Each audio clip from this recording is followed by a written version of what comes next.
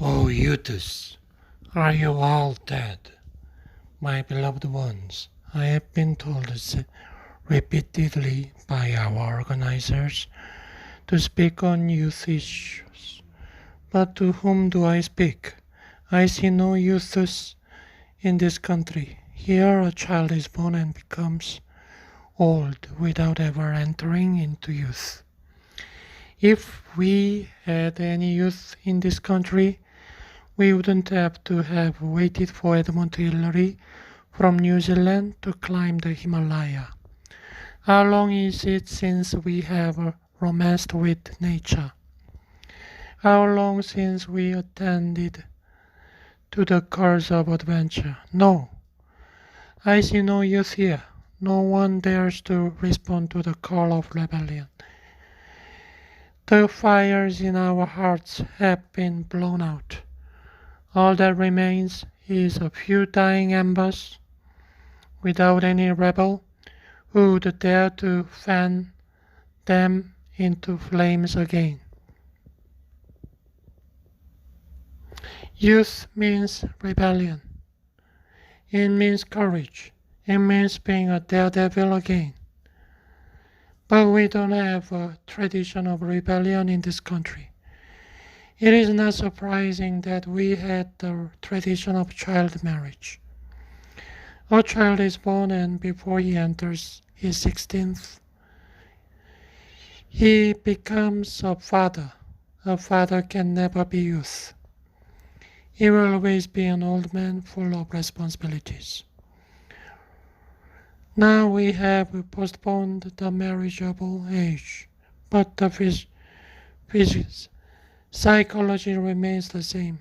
This is why we don't have rebels in this country. If we had a youth in this country, then injustice wouldn't have been so rampant. Just this morning I read that around 640 liters of ghee was drained down the street to appease a sun god. In a country where children die of malnutrition every day, can we afford to carry on with such inhumane rituals?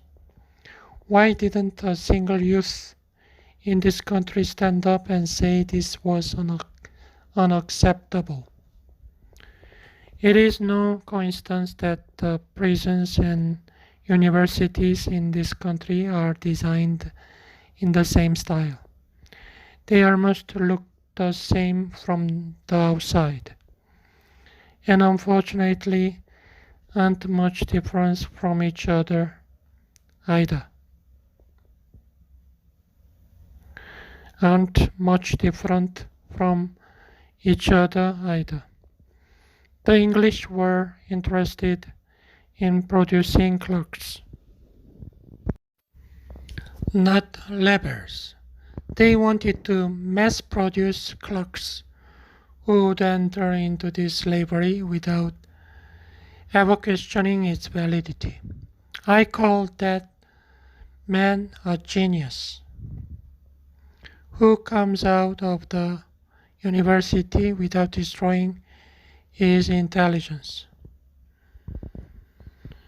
The university is a mechanism to destroy genius, spontaneity, and rebellion. The organizer has told me over and over again to speak on youth issues, but it seems, despite his age, he himself isn't so useful. Otherwise, what is the logic behind keeping boys and girls separate? I am against such repressive vision. This forceful deprivation creates a repressed, miserable creature and gives birth to all kinds of sexual perversions. I want to provoke the youth in you. This is my crime. I want to rekindle that dying fire inside you again.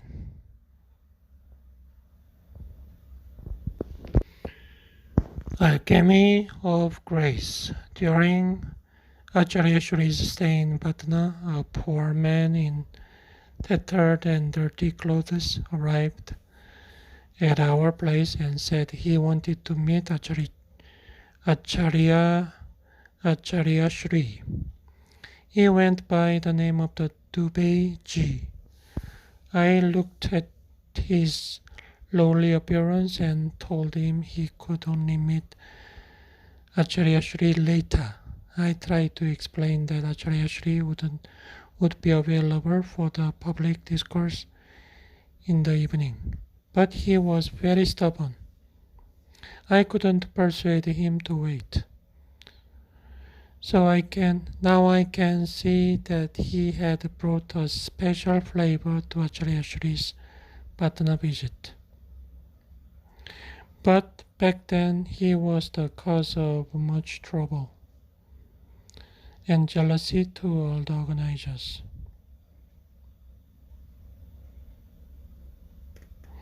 When I took him to Acharya Shri, much to my surprise, Acharya Shri was loving towards him. He listened patiently to him. I have read some of your fiery articles and I am immensely moved by them. Dubey said.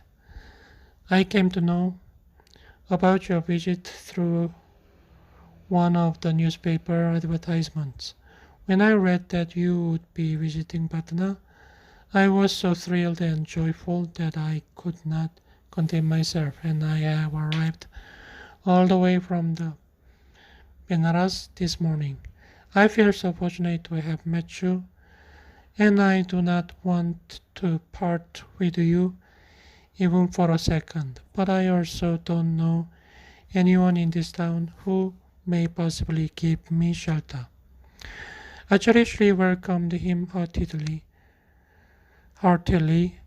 and said to me, Arun, he looks tired. Make arrangement for his bath, rest, food, and a place to stay while I am here. We were struggling financially to make proper arrangements for Acharya Shri's presence. Now it fell upon us to take care of Dubey too.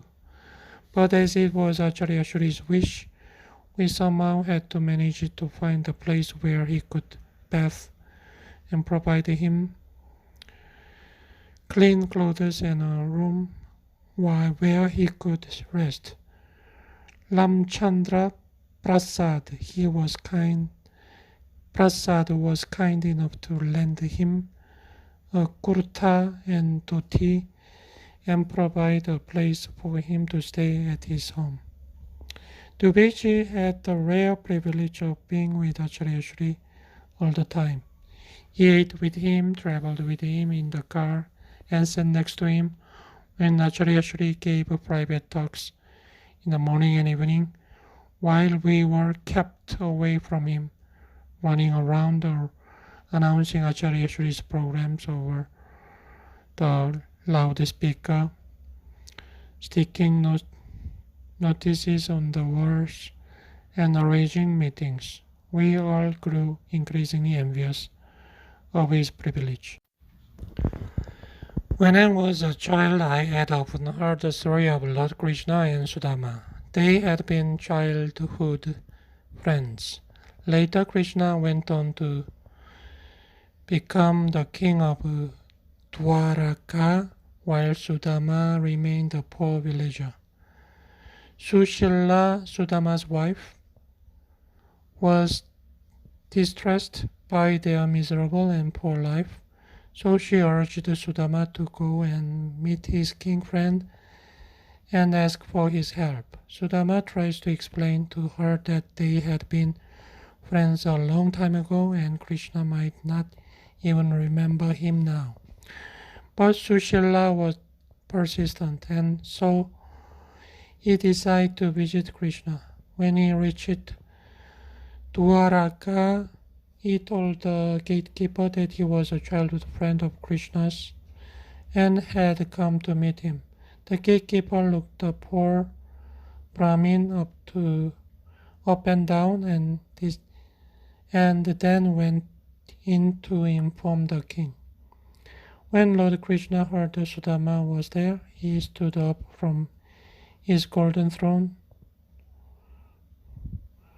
and tears filled his eyes. The gatekeeper asked the Lord if he was to send the visitor in. Krishna replied he himself would go to receive the guest. He had Sudama sit on the high pedestal while he, Krishna, washed his feet with perfumed water. Sudama had carried a small pouch of beaten rice as a snack for his journey. The story goes that when they were living in Gurukul with their master, as young students, Sudama was a very greedy person. Their Guruma used to send snacks for two of them with Sudama, who would eat it all on his own. Because of this greed and bad karma he earned by stealing Krishna's food, he remained very poor. Krishna knew of everything, so when Sudama arrived at the palace, Krishna insisted on eating some of his beaten rice. Sudama was ashamed to share his ordinary treat with Krishna, but Krishna insisted. So Sudama handed over the pouch and watched Krishna eat the food in sheer joy. The story goes that the Lord ate the whole lot of the Lord ate the whole lot to relieve Sudama of his bad karma, but Sudama could not understand this at first. He was overwhelmed by Krishna's kindness and couldn't bring himself to ask for any financial help. His heart was overcome by Krishna's love, and he realized that no treasure could be more valuable. After spending a few days with Krishna, he returned home. To his utter surprise, he found a beautiful bungalow in place of his miserable hut. Sushila walked out of the house and said that while he was away, Lakshmi, the goddess of wealth, had visited and blessed them with wealth and prosperity. Sudama listened to the story with tears in his eyes and then realized that Krishna had eaten his snack to relieve him of his bad karma, and that to be loved by the Lord was the greatest blessing of all. No wealth could compare to it. During those 4 days, I came to understand the essence of Krishna Sudama story. Dubey had arrived as an ordinary man full of questions and unhappiness. He didn't practice any arduous techniques, nor was he extraordinarily bright. He reached his inner wealth simply by the grace of Acharya Shri. The blind saint. On the third day of the Patna sojourn, Acharya Shri had retired for an afternoon sleep. The sun was feeble and craving for its warmth. We were sitting on the balcony. It must have been around 3 in the afternoon.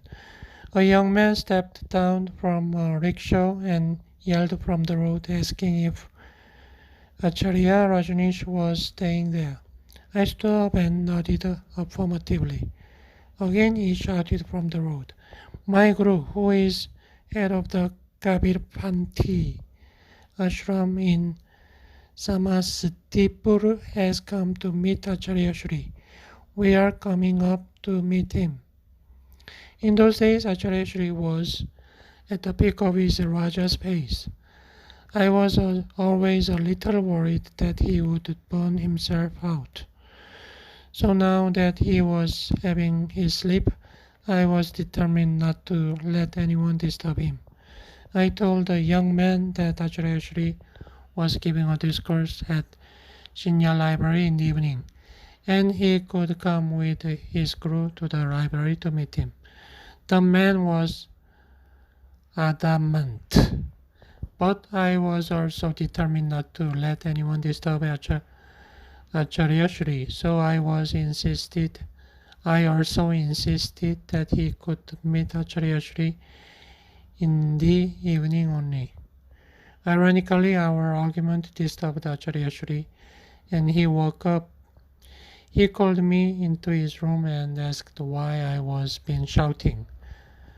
The Guru, whom they affectionately called Sahebji, was a tiny man of rather black complexion. His disciple walked him carefully to Acharya Shri's room.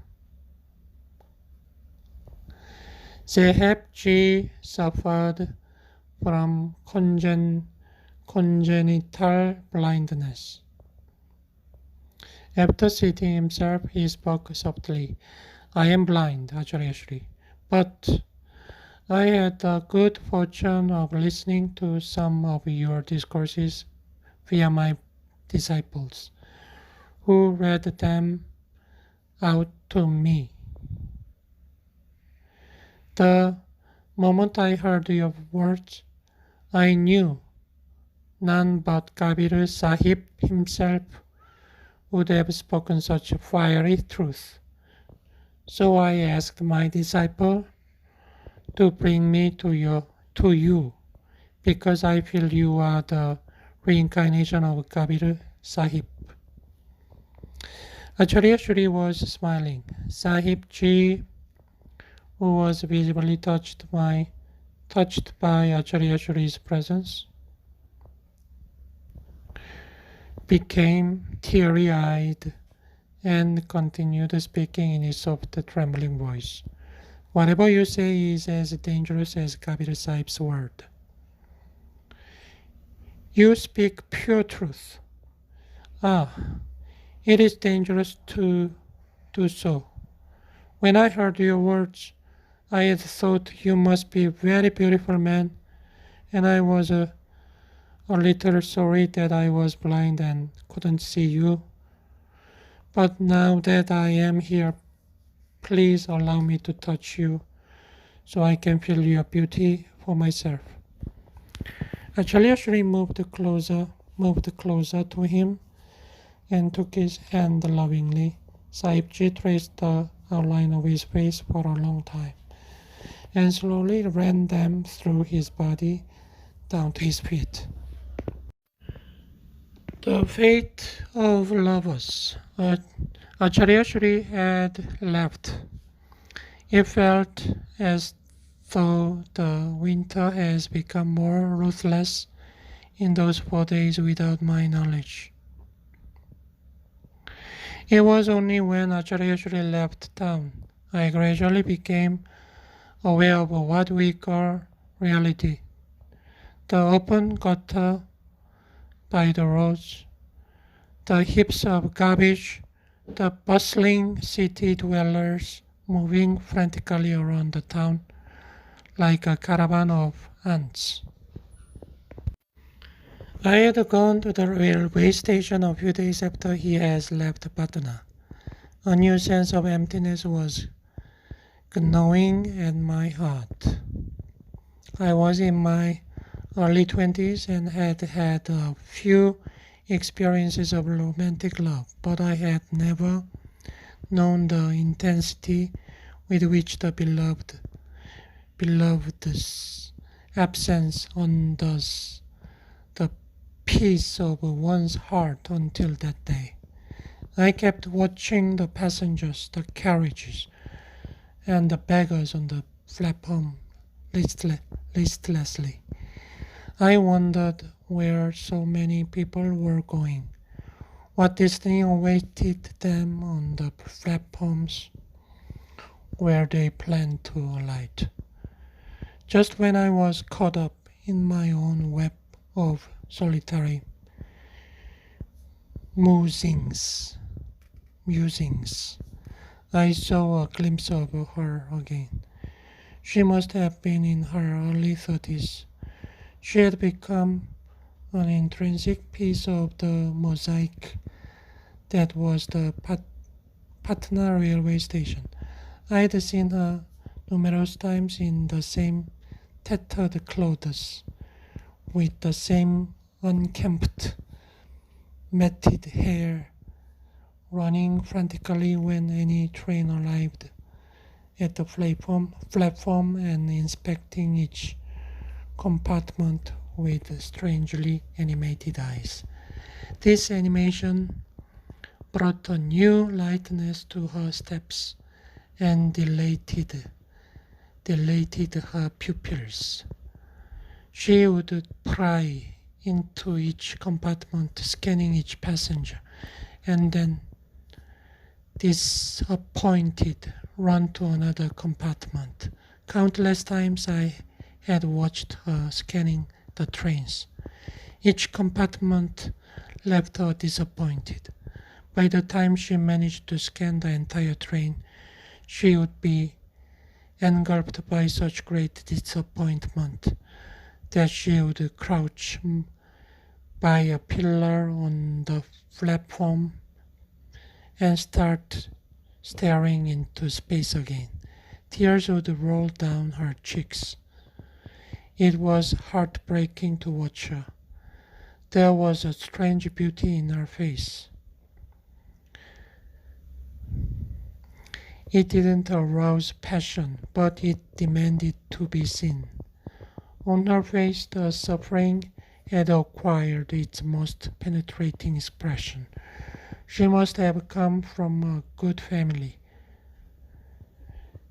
Her frail and dainty body bore a certain refinement. After having seen her many times, I had inquired among the local vendors around about her. What I heard left me in a daze for days on end. She came from a well-to-do family from a suburb in Patna. When she was still a young girl of around 20, she had eloped with a man who went to the same college as she did. He had promised to marry her, and she must have left her home behind in the great hope of spending the rest of her life with her beloved. They had arrived late in the evening in Patna. The man had taken her to a hotel where they must have consummated their love. They spent a few days in the city enjoying their newfound freedom. One fine morning he woke up early and told her he had to go back to his house to get some money. They had both come to the station and he had left with the promise of coming back. She'd sat down on one of the benches waiting for him to return. A day passed and then another day and another day. At least a decade had passed and the man had not arrived. Gradually, desolation got the better of her. She had been sexually abused by many. Someday she would be seen in torn clothes, with blue marks on her flesh that mutely testified the cruelties of her predators. But despite it all, she continued watching for her beloved to return. She had lost her mind totally. I had never seen her beg, though. People would just take pity on her and leave some food by her side.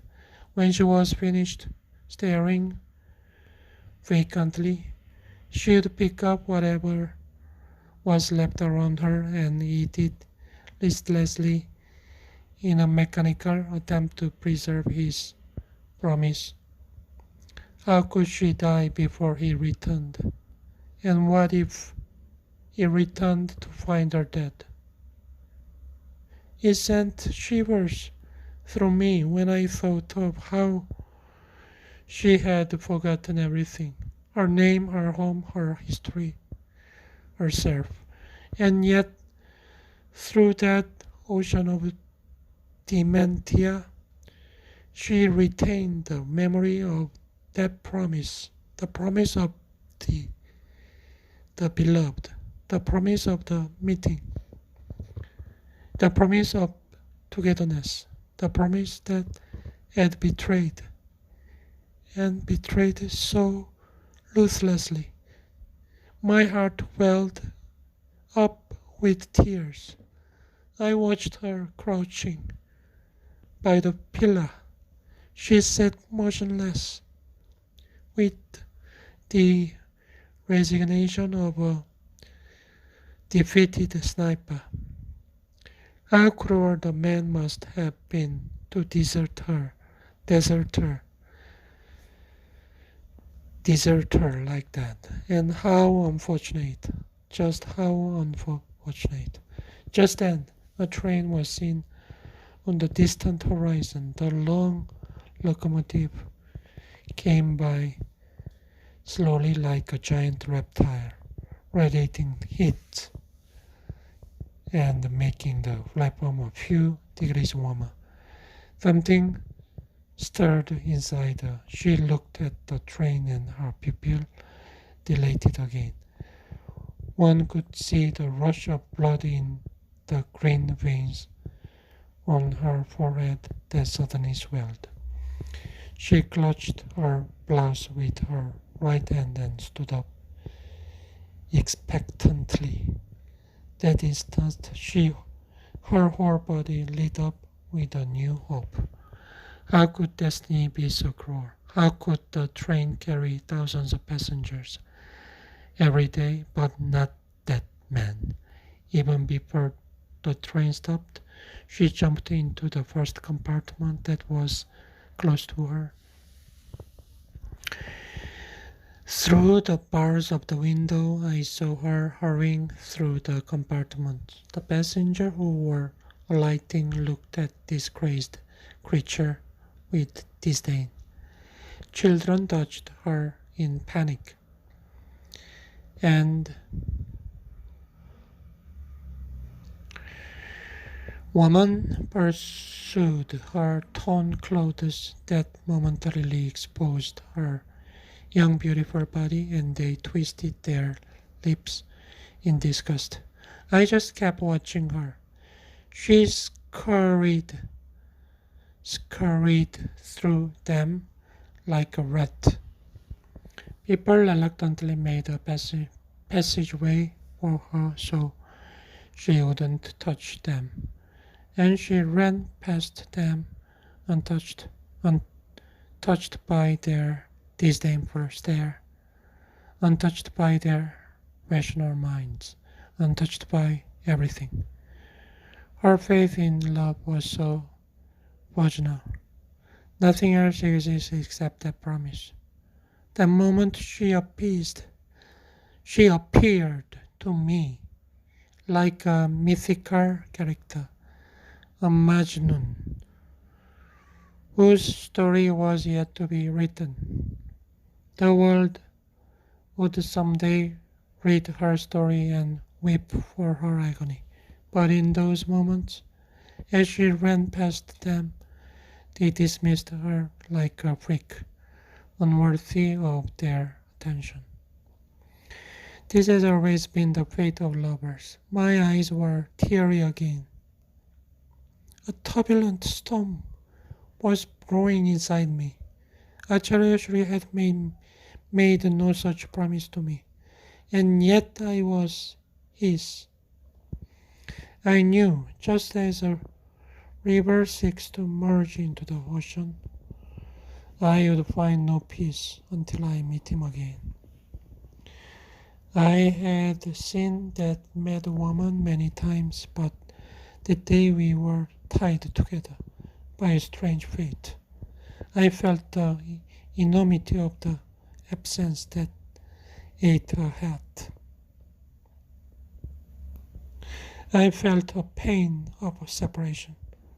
I realized when one sees the glimmer of love, how everything else in the world fades in comparison. Although it is convenient to prune the branches of love from a very early age so that none witnesses its glory, and therefore can settle down in the mundane world with dull complacence, what a meaningless life that would be. True, love will bring agony, love will bring separation, but it is only in that violent pang of melancholia that life reveals its most intimate secrets. During those 4 days, Acharya had shown me the other world, the ecstasy of falling in love, of rising in love, of evaporating in love. Now it seemed foolish to go back to that dull, complacent life again. I had been touched by the fire of love, and just like that woman and all the lovers of the past and present, I was destined to walk alone, misunderstood. Some would pity me, some would be enthralled by my story. Some would dismiss it as obsession, but it takes a lover to understand the story of the story of a lover. But it takes a lover to understand the story of a lover. There might not be many left, but I will feel fortunate if just one of you will read this and see that glimmer.